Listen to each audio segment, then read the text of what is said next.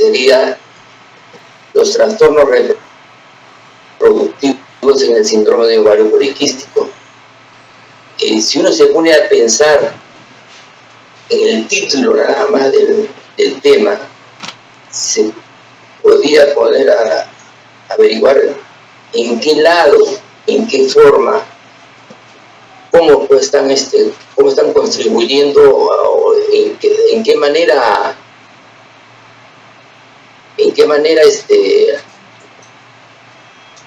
están confluyendo los distintos lugares que forman parte de ese trastorno y qué es lo que puedo utilizar. Previamente voy a ver la declaración de conflicto de intereses. Soy speaker de Bonental y por las conferencias que brindo percibo mis honorarios. Y la presente posición es de estricta responsabilidad, basada en información científica actualizada y mi experiencia profesional.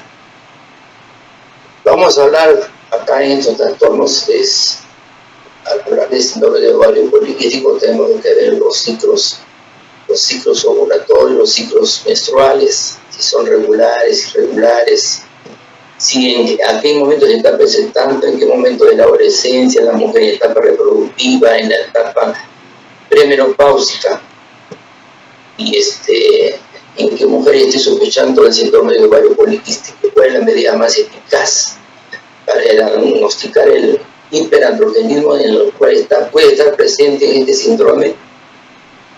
Y ya estamos usando últimamente la hormona antimuleriana, y si esta puede ser eficaz para un diagnóstico con el ovario polístico. Para poder iniciar, vamos a centrarnos en la gran magnitud de este síndrome de ovario poliquístico, que involucra a los ovarios, a la pituitaria, a la suprarrenal, y por ahí diría yo, por ahí también estaría acá al páncreas. Y entonces, en todos ellos siempre va a haber una liberación, y una liberación de manera de subidas y bajadas. Antes nosotros hablábamos simple y llanamente que venía el factor liberador de gonadotrofinas con el gen RH, que iba a la pituitaria anterior y que luego esta se encargaba, de acuerdo a las liberaciones internas de gen RH, bajas, medianas o altas, liberaba el LH-FSH, lo cual tenía respuestas distintas, y que estas a su vez iban y estimulaban a los ovarios, y los ovarios emitían en respuesta final los esteroides y además de la inhibina.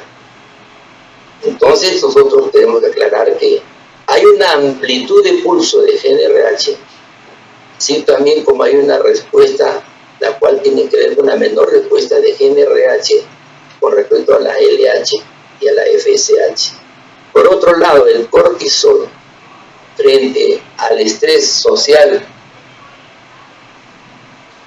en que vivimos, esta va a estimular y va a trabajar a través de las neurotransmisores, especialmente sobre la cisplatina, la neuroquinina B o la dinorfina, y estas a su vez van a tener que ver con la liberación del gen RH, para que este pueda subir o bajar en cuanto a la liberación final de LH. Entonces, de una manera tónica en el ovario poliquístico, la LH está elevada y la FSH está disminuida. Entonces, eso para más o menos ponernos en onda y podernos ubicar en el problema.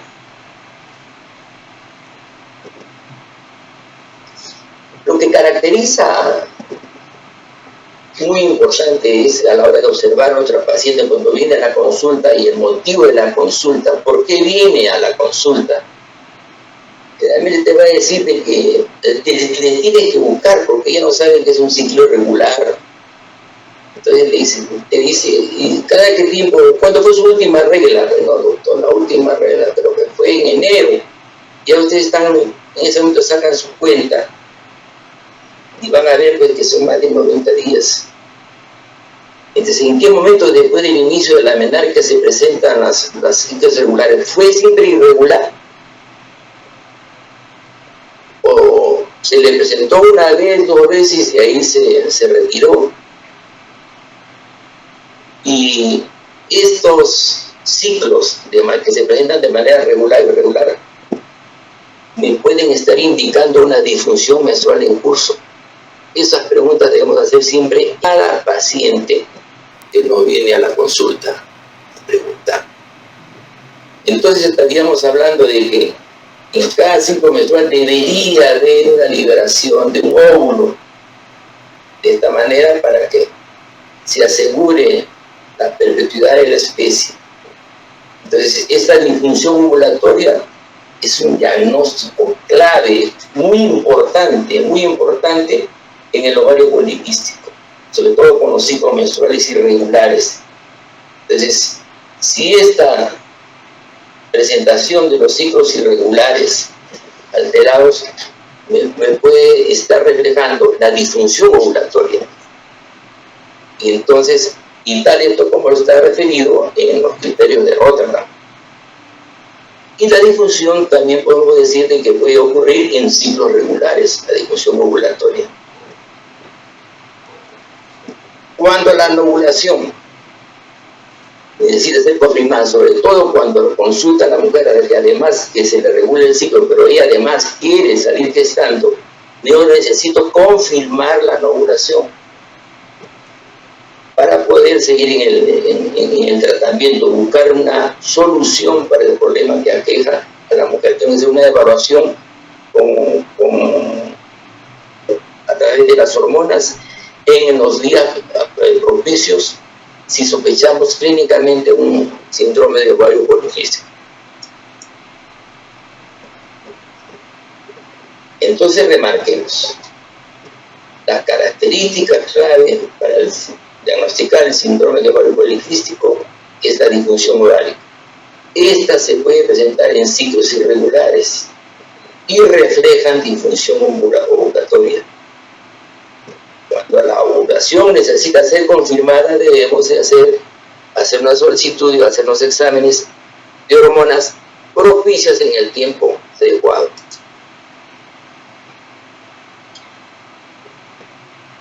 Debemos de tener en cuenta que el problema el momento, la etapa de la vida donde observamos muchos estos ciclos irregulares en la etapa puberal.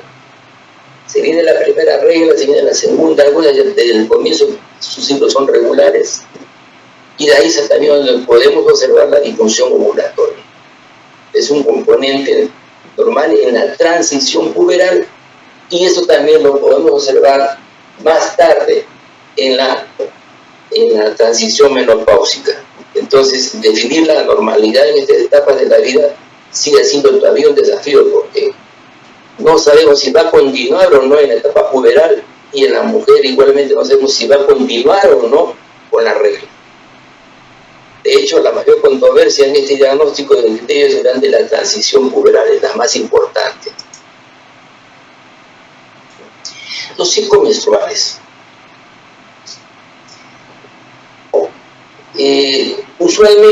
Generalmente nosotros siempre decíamos al primer año ni tocarlo, pero ahora se dice, después de presentar la menarquia, al paciente no se deberá tocar 4 años presentada la menarquia. Solamente si hubiera alguna otra manifestación en la cual se puede mejorar, puede ser un acné o esas cosas, podemos nosotros intervenir. Pero de hecho se recomienda, y según las recomendaciones de las guías, dice que no debemos esperar por lo menos 4 años para poder intervenir. Durante un segundo año, aproximadamente la mitad de los ciclos menstruales oscilan entre 21 y 45 días. Pero estos se presentan generalmente con progesterona baja. Un ciclo menstrual promedio de un adulto es de 28 días, un rango de 24 a 35. La mayoría de los ciclos irregulares pueden ser ovulatorios, incluso hasta 2 años después de la menarquia, llegan al 80% de los ciclos entre 21 y 45 días. Hacia el tercer año posterior a la menarquia, estamos viendo el último año, el 95% de los ciclos caen dentro de este rango. Sin embargo, los ciclos también pueden permanecer irregulares incluso hasta el 5.º año.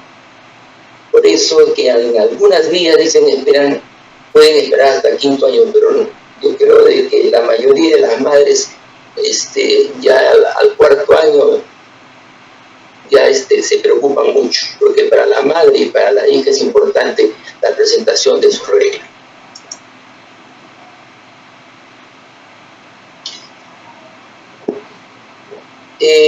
Un ciclo menstrual irregular, vamos a definirlo como normal en el primer año posterior a la menarquia con la transición puberal. Es normal, que presenta un ciclo menstrual irregular durante el primer año de la regla. Estamos haciendo que es una cosa normal que se presenta en la vida de la joven, del adolescente.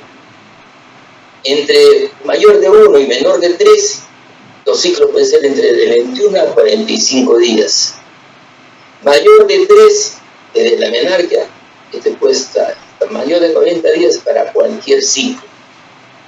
Amenorrea primaria a los 15 años o 3 años después de la telarquia, que tendría que ser que es el desarrollo mamario.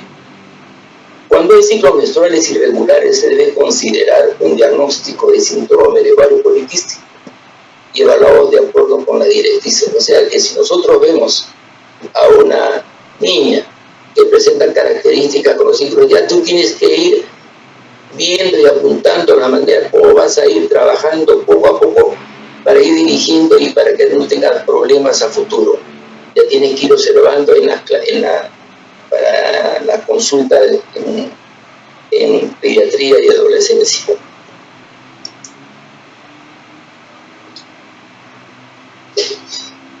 En un adolescente con ciclos irregulares, el valor y el momento óptimo de la evaluación y diagnóstico del síndrome de ovario poliquístico debe discutirse. Uno no puede etiquetar de una manera fría, decir, sabe que su hija tiene un ovario poliquístico, tiene un síndrome de ovario poliquístico.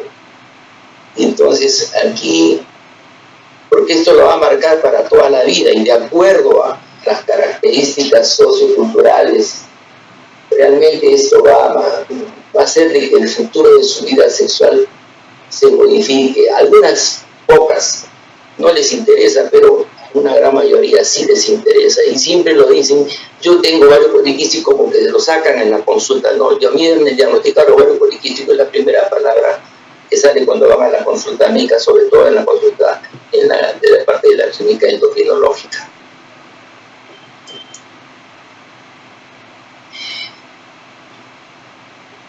Este concepto, que lo tienen muy en cuenta los colegas, sobre todo en el estudio de las mujeres en etapa reproductiva, porque nosotros debemos de esperar de que al final de nuestro trabajo, sea en FIP, en lo que estemos trabajando, tener como resultado un saludable nacido vivo. Porque en la primera etapa es ovula o no ovula. En la primera etapa es enorme, es una base bien ancha. Luego vienes, ¿se fertilizó o no se fertilizó? Y luego sufrimos, ¿se ha fertilizado pero se implantó o no se implantó? Se implantó y luego viene el problema. Hay viabilidad fetal. Y ya si hay viabilidad fetal, esperando al tercer mes, el cuarto mes, ya estamos ya contentos, se nos viene la vida. Y cuando tenemos un saludable nacido vivo, qué felicidad para todos. En la primera etapa tiene que ver el desarrollo central o periférico con respecto a la ovulación. En la fertilización estamos viendo la calidad del ovocito. En la implantación estamos viendo la calidad del embrión, puede tener algunas anormalidades endometriales también aquí. En la viabilidad fetal estamos viendo la calidad fetal y la placentación. Y saludable embrión tenemos que ver qué pasa con la hiperinsulinemia sistémica e hiperandrogenemia sobre la placenta fetal y otros factores. Como podrán ustedes observar, en cada escalón tiene una parte clínica, una parte que acompaña, que debemos tener en cuenta para ver en qué momento y cómo vamos a trabajar para tener algo nuevo en el tratamiento de la mujer en etapa reproductiva, en la mujer que desea salir gestando. Entonces aquí tenemos nosotros a la pituitaria que está siendo gobernada por el hipotálamo, los factores del GnRH que dependen de los neurotransmisores sobre las células Candy, y esta se va a caracterizar por un incremento en la secreción de la LH. Por otro lado, si hay un hiperinsulinismo, esto va a hacer de que la LH se una más a su receptor, generando una mayor liberación, generando una mayor producción de androstenediona con testosterona. Por otro lado, la hiperinsulinemia que está en la parte corporal va a trabajar a nivel hepático y esto va a hacer que se sintetice menor cantidad de la proteína que liga la hormona sexual, esto va a hacer que al haber menor cantidad de SHBG, vamos a tener mayor cantidad de testosterona libre y mayor cantidad de estradiol libre. Esta hiperinsulinemia está dada y siempre está presente con la obesidad y con la susceptibilidad genética. Esta hiperinsulinemia va a trabajar igualmente en la suprarrenal, generando mayor cantidad de androstenediona y de hidroepiandrosterona sulfato. Entonces ya estamos viendo todas las múltiples relaciones en esta parte del síndrome de ovario poliquístico. La insulina, ¿cómo trabaja? Entonces es un trabajo muy interesante y se puso a trabajar sobre niñas. Los niños de bajo peso al nacer o de mayor de 4 kilos siempre tienen problemas. Entonces aquí se quiso trabajar o se trabajó en niñas de bajo peso al nacer y que mostraban una pubarquia precoz. Entonces, en aquellas niñas, la sensibilidad insulínica está por acá, cuando no se trata. Está aquí, la parte más baja. Entendiéndose que esto es índice de masa corporal y estas son las desviaciones estándar. Cuando uno da tratamiento con metformina, la metformina incrementa la sensibilidad de la insulina. Esta sensibilidad se incrementa, se sube, llega a este nivel. Entonces es la forma como está actuando la metformina en estas niñas que nacieron con bajo peso al nacer y que muestran una pubarquia precoz. Significa que son niñas que más o menos tienen los 8 años y se ha adelantado la presencia del vello púbico. Son niñas que tienen mayor cantidad de vello púbico, hay mayor cantidad de olor en las axilas. Son niñas un poco gorditas y son altas tienen su talla alta para la edad correspondiente. Entonces las madres creen que están felices, pero lo que ocurre es que estas niñas pueden que se presente la menarquia, se adelante la menarquia y su talla se quede ahí nomás y no pueda crecer un poco más. Entonces, hay un tratamiento. Entonces, esta primera línea que estamos viendo en amarillo son niñas no tratadas. Y estas están aquí al lado derecho, son niñas tratadas con metformina. A esta niña se le dio 500 miligramos de metformina. 500 miligramos de metformina. Empezando con 250 los primeros 2 meses. Vean ustedes, en las que no reciben tratamiento, empiezan la regla a partir de los 10 años y medio, llegando, vean ustedes, hasta los 12. Pero cuando se le empieza a un año más o menos dándole metformina, un grupo de 19 niñitas que habían tenido su bajo peso al nacer, la menarquia se retrasa. Esta tiene a los 11 años y medio, acá tenemos 12 años y medio, incluso algunos llegan hasta los 14 años y medio. Se retrasa comparado con las que recibieron tratamiento. Entonces, al retrasar, tengo mayores probabilidades de tener una talla mayor. Y estamos viendo ya, tratando una forma de hiperandrogenismo. Pero no toda la vida es rojo o es negro, también hay grises. Nosotros podemos tener obesidad sin resistencia a la insulina, y esto se ve en la raza caucásica, pero presenta también un alto peso al nacer. Su peso corporal es alto. Entonces, acá hay obesidad sin resistencia a la insulina. Pero también podemos tener nosotros resistencia a la insulina sin obesidad. ¿Y en qué se da eso? En la raza india, que presentan bajo peso al nacer. Entonces, si nosotros nos ponemos a investigar, es probable que tengamos bajo peso al nacer y vamos a ver si presentan o no pubarquia precoz. A estos niños hacemos el estudio, es muy probable que tengamos un hiperandrogenismo temprano y talla corta, puede explicar la talla corta que se da en este grupo de niñas. ¿Qué pasa si se da un tratamiento de 4 años? Estos niños, porque estos niños, acuérdense ustedes, estas niñas, perdón, tienen mayor cantidad de masa grasa. Y entonces, a un grupo de niñas no le damos tratamiento, y a otro grupo sí le damos tratamiento.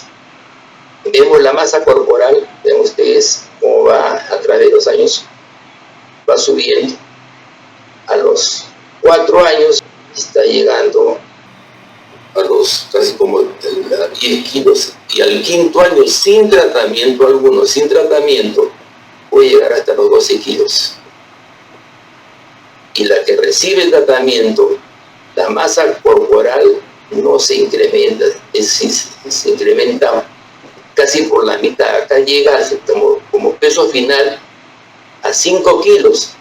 Eso, la diferencia de 2 son 7 kilos de más ganan las niñas que no reciben tratamiento.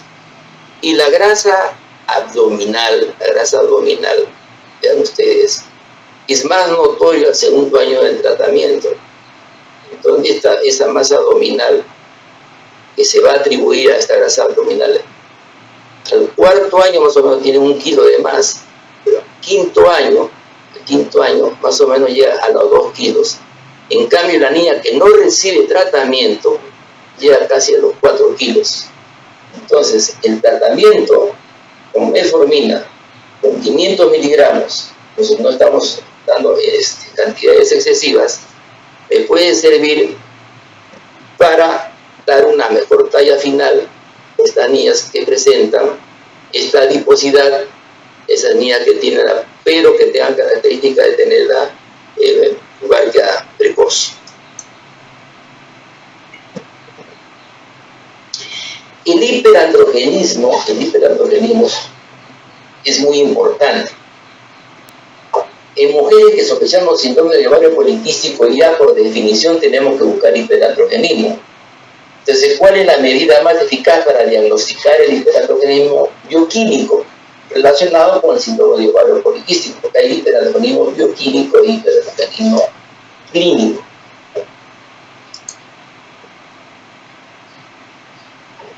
El hiperandrogenismo, sea bioquímico o clínico, afecta, tiene que ver, es la característica diagnóstica del síndrome de ovario poliquístico. Y uno tiene que ser observador, porque clínicamente uno puede llegar a observar tranquilamente este hiperandrogenismo. Ahora, lo que sucede, lo que es difícil es evaluar cuánto de hiperandrogenismo tiene ver en números. Y si esto se atribuye a un origen étnico. Yo dije la vez pasada de que el origen étnico no tiene nada que ver, sobre todo a nivel de nuestro pueblo. Nosotros tenemos el que no tiene de Inga, tiene de Mandinga, y acá estamos muy mezclados y para nosotros es difícil hablar como características étnicas. Y hay factores de confusión de eso, de acuerdo al exceso de peso y en qué etapa de la vida.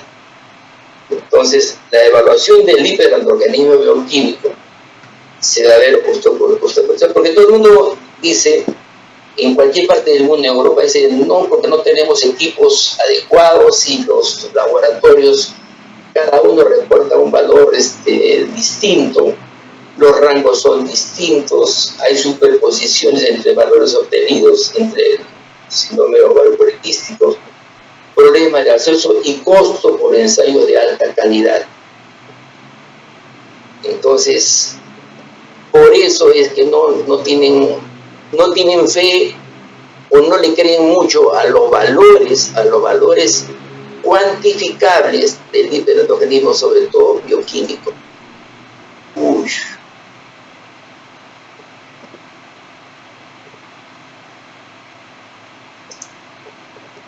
Ya.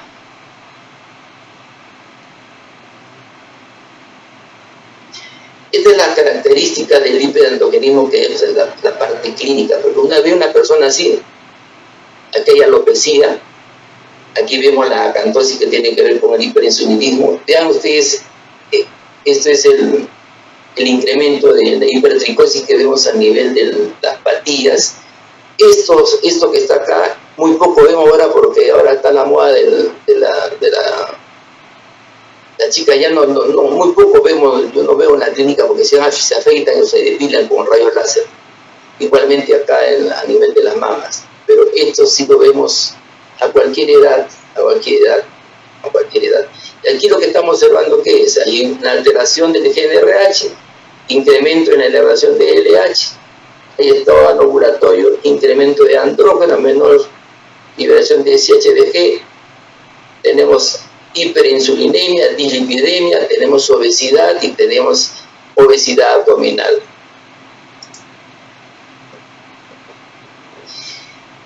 ¿Qué métodos se pueden emplear para evaluar directamente la testosterona? Lo que uno busca en estos métodos es precisión, sensibilidad y especificidad. Y ninguno de estas tres cosas ofrecen los métodos actuales. Entonces, en el laboratorio tenemos que pedir 2 o 3 cosas a la vez para tener una mejor noción, porque con un solo valor no podemos ayudarnos para medirlo, para cuantificar, porque el hiperandrogenismo lo podemos observar y determinar clínicamente. Vean ustedes, digo esto clínicamente porque podemos ver nosotros la caída de cabello, que tenemos esta cuestión por insulina, tenemos la distribución del vello piloso y eso a través de Freeman en Galloway podemos nosotros determinar cuánto de puntaje tiene, y con el tratamiento eso va a ir disminuyendo. Entonces, pero desde el punto de vista bioquímico, ¿cuánto tiene? Una mujer puede tener esta característica con un Freeman Galloway en 5, con 50 de dihidrotestosterona, y otra mujer puede tener la misma cantidad pero con 10 de dihidrotestosterona. Es de acuerdo a la sensibilidad que tiene la mujer a los andrógenos. Entonces, actualmente no hay ensayos directos confiables. Entonces, tenemos que buscar en nosotros ver la testosterona biodisponible, la testosterona libre y los andrógenos libres, pero todo eso es calculado porque tenemos los valores de referencia. Vemos la cantidad de testosterona y pedimos SHBG y multiplicamos por 100 y tenemos la cantidad de andrógeno libre.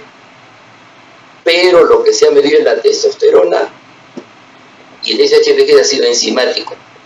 Pero pero nos ayuda a cuantificar con cuánto el valor de la testosterona libre, iniciativa libre, estoy empezando, y si me está respondiendo el tratamiento sí o no, de acuerdo a la cantidad de la medicina que le estoy administrando.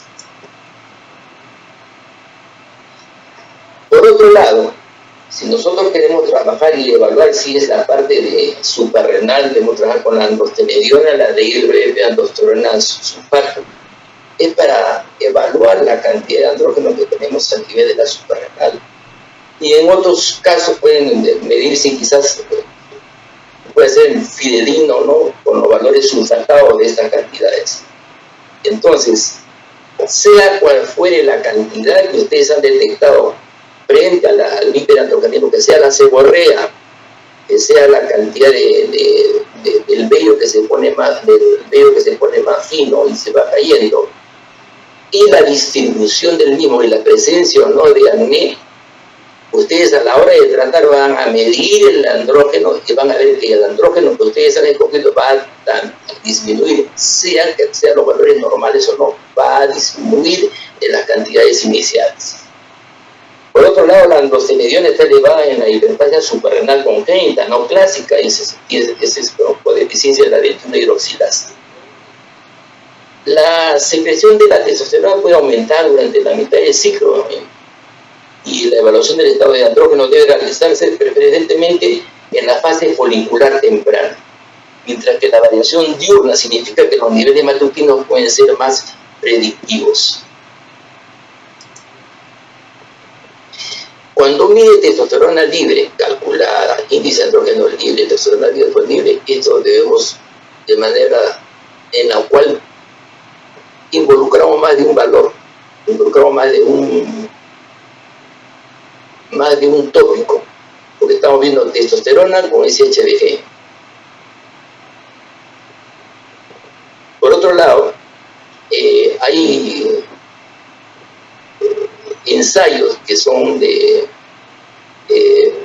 mucho mayor credibilidad, pero los costos son muy elevados.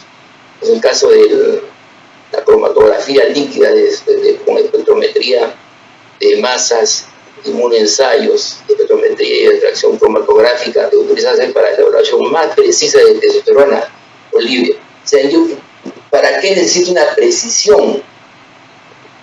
Realmente no sé para qué esto, pero si yo estoy viendo clínicamente que o tiene mucho vello o tiene poco vello, en de las dos formas está involucrado los andrógenos. La que tiene mucho y la que tiene poco, sobre todo a nivel del cabello. La otra, la que tiene mucho, es a nivel de espalda, a nivel de muslos, a nivel de brazos, al nivel de las patillas. Entonces, siempre tenemos que trabajar clínica y bioquímicamente con respecto a los andrógenos.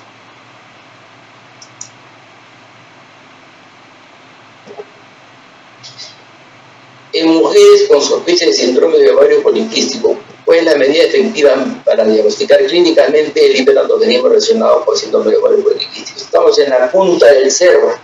Ahí no tenemos ningún laboratorio, no pienso yo en el espectrómetro de masa ni nada. ¿Cómo hago mi clínica?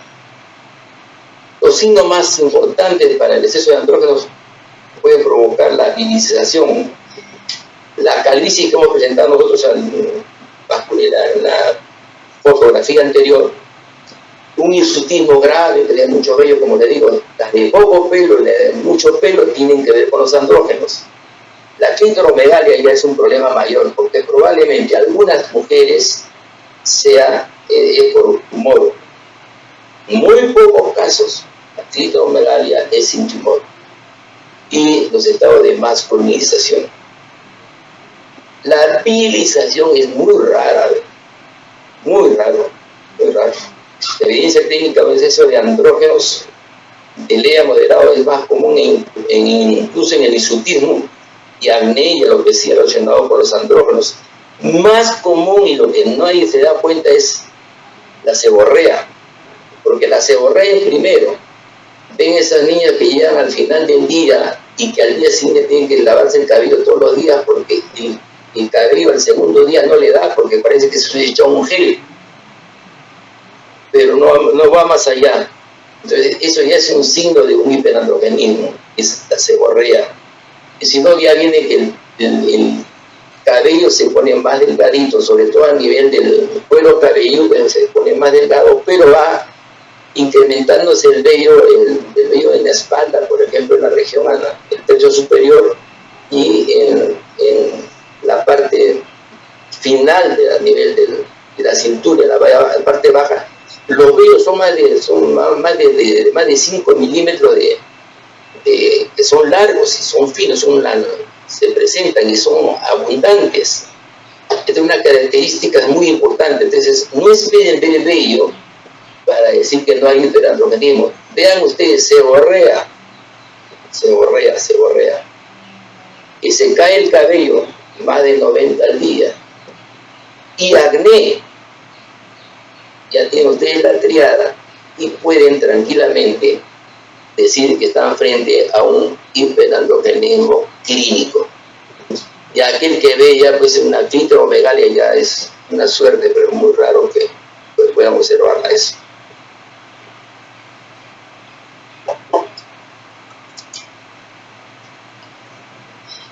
Hablando de pelos terminales, ya que tenemos signo clínico reconocido en el hiperandrogenismo como pelo terminal, es un patrón masculino en mujeres sutil.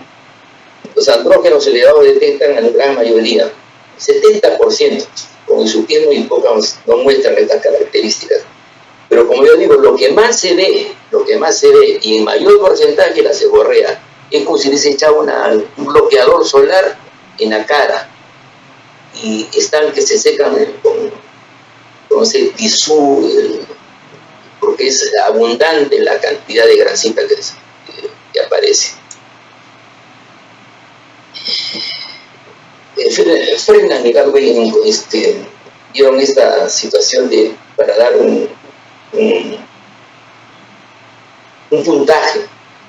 Y como todo puntaje es objetivo, porque es raro que dos personas puedan dar un puntaje similar, pero un parecido puede llegar. Entonces, ¿qué es lo que se mide? Se mide la zona de los vellos, voy a venir de abajo hacia arriba, en la parte del muslo anterior, muslo posterior.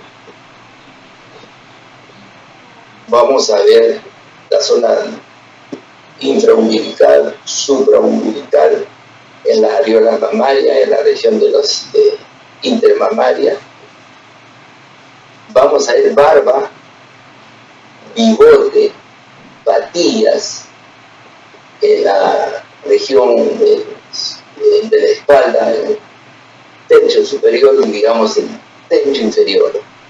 Y va de 1 a 4, de 1 a 4. Entonces van viendo y se va anotando. ¿Y qué es lo que van anotando? En cada consulta van viendo y van ustedes mismos, va el evaluador que lo ha visto por primera vez a la paciente, tiene que seguir evaluando a la paciente y viendo cómo va mejorando, cómo van cayendo los vellos, cómo se van primero poniendo delgados y caen después.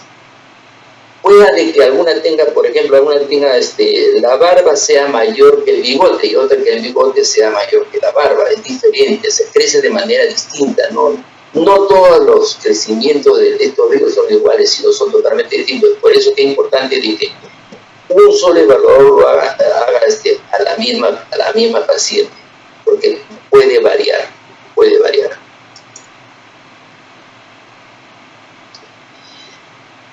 La prevalente del sutismo en las etnias que son las mismas, por las puntuaciones, puede llegar a la mitad de los puntajes.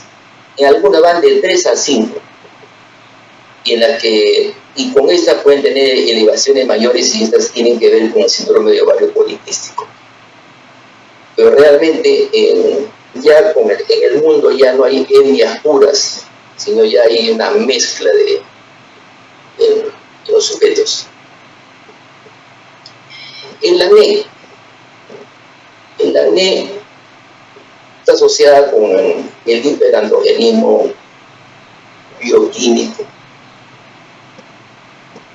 pero el valor predictivo del acné solo no está claro y no existe una herramienta de evaluación aceptada. Entonces para mí la única herramienta aceptada para ver acné es la fotografía. Entonces, todo el mundo tiene ahora buenos teléfonos, una foto que sea de la primera que va a la consulta, y ahí sucesivamente la paciente se mide, va a ver cómo va evolucionando el acné, porque nosotros queremos que este acné evolucione rápido y favorablemente para que no quede marca. Entonces, porque la parte bioquímica hemos dicho de que eso depende de la sensibilidad del paciente y de lo que yo estoy usando. Voy a pedir DHT, SHBG y prolactina. Si es prolactina, es un síndrome de ovario poliquístico, entonces se va por otro lado. Pero me va a servir de todas maneras. La mayoría de los estudios de mujeres con alopecia revelan una prevalencia relativa de baja de hiperandrogenemia. Quiere decir que no necesariamente yo necesito una alta tasa de andrógenos altos para tener caída de cabello. Hay mujeres, especialmente en la etapa menopáusica, en donde la caída de cabello es bien pronunciado y no es porque tiene elevación de andrógenos, no es por eso. Entonces, más bien es una situación local y que se trabaja también con un bloqueador de andrógenos para que se refuerce. Estas cosas no están muy claras porque hay trabajos que dicen que no necesitan y que solamente a veces con un conjunto de vitamina A, zinc y magnesio le he visto unos trabajos, pero que realmente son poco serios y no se han repetido. Ahora hay una nueva forma de evaluar visualmente la caída del cabello, y es que es por áreas. Si uno abre el cabello, hay chicas que se peinan con raya al centro, entonces esa raya al centro, si fuese bien, no se estuviese cayendo, fuese una línea recta, pero esta cuando se cae se va a presentar con una especie, en los polos va a estar más delgado y en el centro va a estar más ancho, y así hay distintas formas de observar estas escalas de Rubin. La hormona antimulleriana es eficaz para el diagnóstico del síndrome de ovario poliquístico, es eficaz para el diagnóstico del ovario poliquístico ecográficamente como que ovula.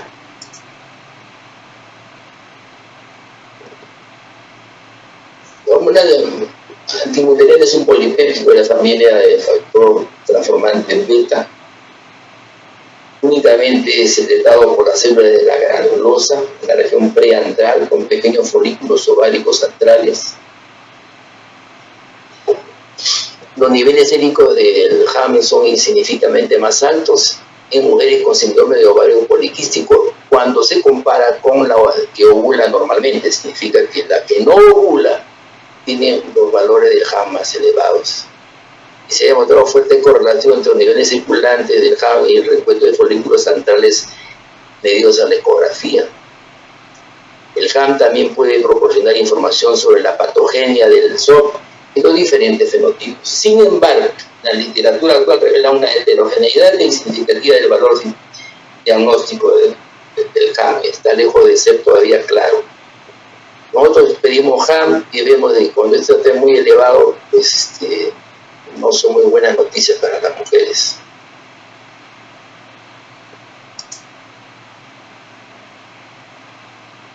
¿Qué recomendamos con respecto al HAM? El nivel sérico del HAM no debe usarse como una alternativa para la detección de un ovario poliquístico no ovulatorio, o como una prueba única para un diagnóstico de síndrome de ovario poliquístico.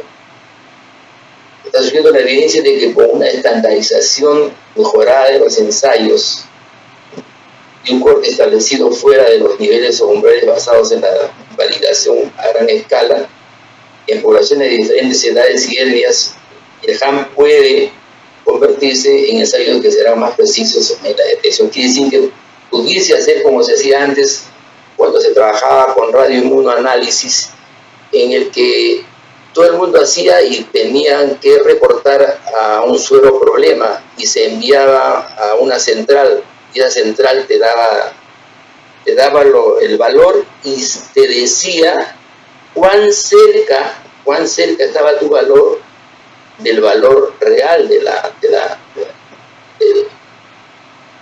metabolito que tú deseabas hacer. De esa manera tú tenías que ver cómo estaban tus estándares, si tus estándares estaban adecuados o no. O sea, es la importancia del dato preciso. Un dato conocido y se da a todas partes y tú le das el valor. Tú le envías el valor y ahí te responden, ¿está bien o no está bien? Entonces, es una forma de estandarizar un trabajo. Etapa en la vida de la menopausia. Siempre hemos llegado a hablar y hemos dicho que la menopausia también tiene que ver con el síndrome de ovario políptico. ¿Cuál es el fenotipo postmenopáusico del SOP? ¿Y qué tan elevados deben ser los andrógenos para indicar síndrome de ovario poliquístico? ¿Se puede responder esta pregunta? Si la mujer no regla, ahí no hay trastorno del ciclo.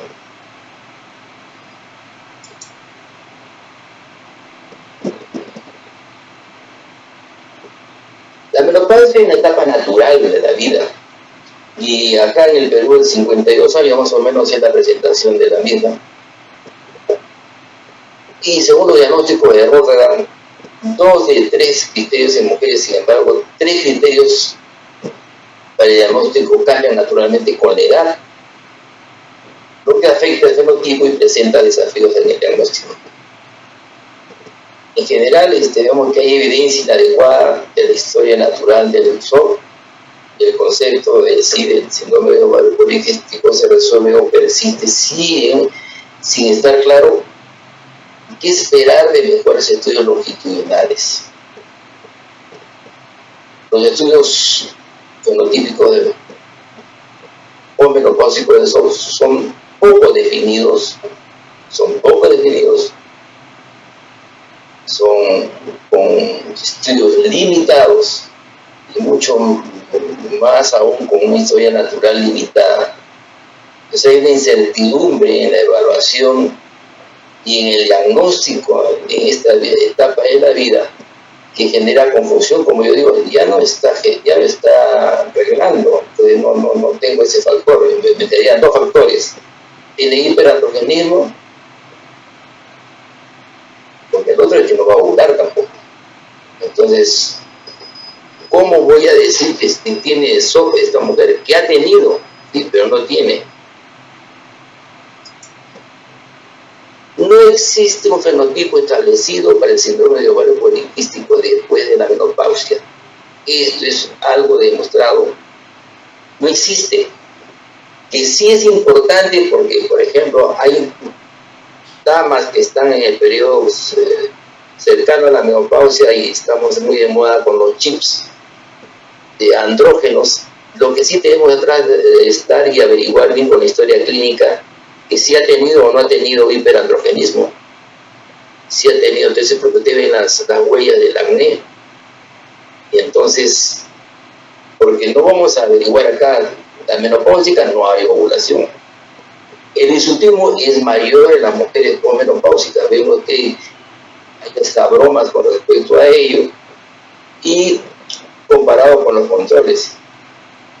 El acné solamente es historia, hay acné tardío también, hay acné que presentan las mujeres a los 51 años, por ejemplo, 51 años. Y la alopecia está presente en las mujeres. Entonces, no podemos nosotros atribuir esto, lo que está sucediendo, que podría verse en la gente joven, en la etapa menopáusica en la mujer. Las mujeres postmenopáusicas con SOP tienen niveles más altos de dihidroxiapatita y progesterona, androstenediona, tiazolfato, testosterona y andrógenos libres. Sin embargo, los análisis de andrógenos no son confiables en mujeres, especialmente con los niveles más bajos, que generalmente se observan en la posmenopausia. O sea, si tienes niveles bajos de andrógenos, dices, no, los andrógenos están bajos. Yo le digo, si la clínica está enviando tal tratamiento y luego mides el basal del andrógeno con el que estás trabajando, ve la clínica que está evaluando y vas a encontrar que está mejorando. Ahí estamos hablando de sensibilidad en cada una de las mujeres. En las mujeres posmenopáusicas con SOP tienen un metabolismo anormal de la glucosa, de triglicéridos, y estos son controlados muy pobremente. Recomendaciones. La persistencia posmenopáusica del SOP podría considerarse como una evidencia continua del hiperandrogenismo. Es cierto, como les digo, si ha tenido anteriormente, es lo que queda del hiperandrogenismo.